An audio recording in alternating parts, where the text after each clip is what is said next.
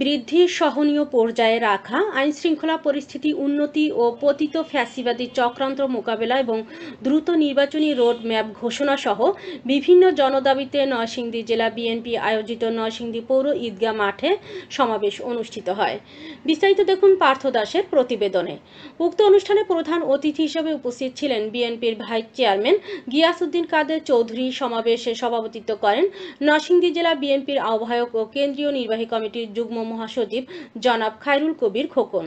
প্রধান বক্তা হিসেবে উপস্থিত ছিলেন বিএনপির ঢাকা বিভাগের সাংগঠনিক সম্পাদক কাজী সাইদুল আলম বাবুল।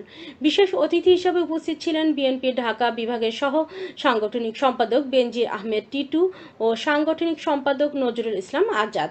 সঞ্চালনায় ছিলেন নরসিংদী জেলা বিএনপি সদস্য সচিব আলহাজ মঞ্জুর এলাহি। এছাড়াও উক্ত সমাবেশটিতে আরও উপস্থিত ছিলেন জেলা কৃষক দলের প্রিন্স আপেল, জুয়েল, আওলাদ সহ যুবদলের বিদ্যুৎ ও সুমন, ছাত্রদলের নাহিদ, রিফাত, তুষার সহ আরও বিভিন্ন অঙ্গ সংগঠনের নেতৃবৃন্দ। আজকের অনুষ্ঠানে জঙ্গলে পাহাড়ে লুকিয়ে থেকেও তারা অত্যাচারের হাত থেকে আমাদের মাঝে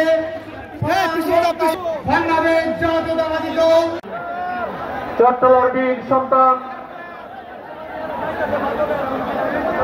আজকের প্রধান অতিথি।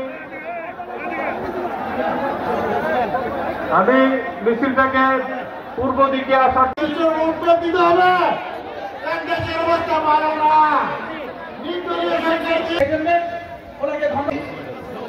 নরসিংদী জেলা বিএনপির বিপ্লবী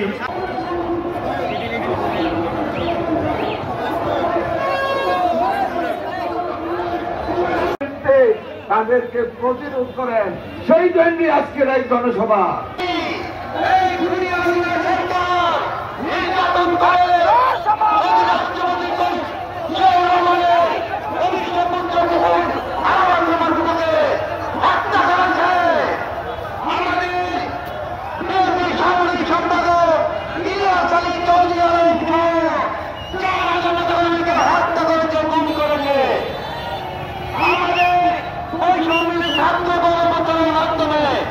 আমাদের পানির বিজয় হয়েছে, চূড়ান্ত বিজয় বাকি আছে।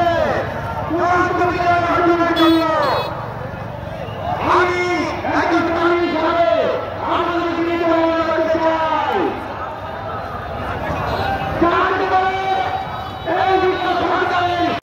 প্রশাসনের কাছে প্রশ্ন, কোন সময় মিছিল করতে ভাইস চেয়ারম্যান জনতা জনাব গিয়াসউদ্দিন কাদের অঙ্গ সংগঠনের সচিব তুষারের নেতৃত্বে আমাদের এখানে সিসি ক্যামেরা আছে।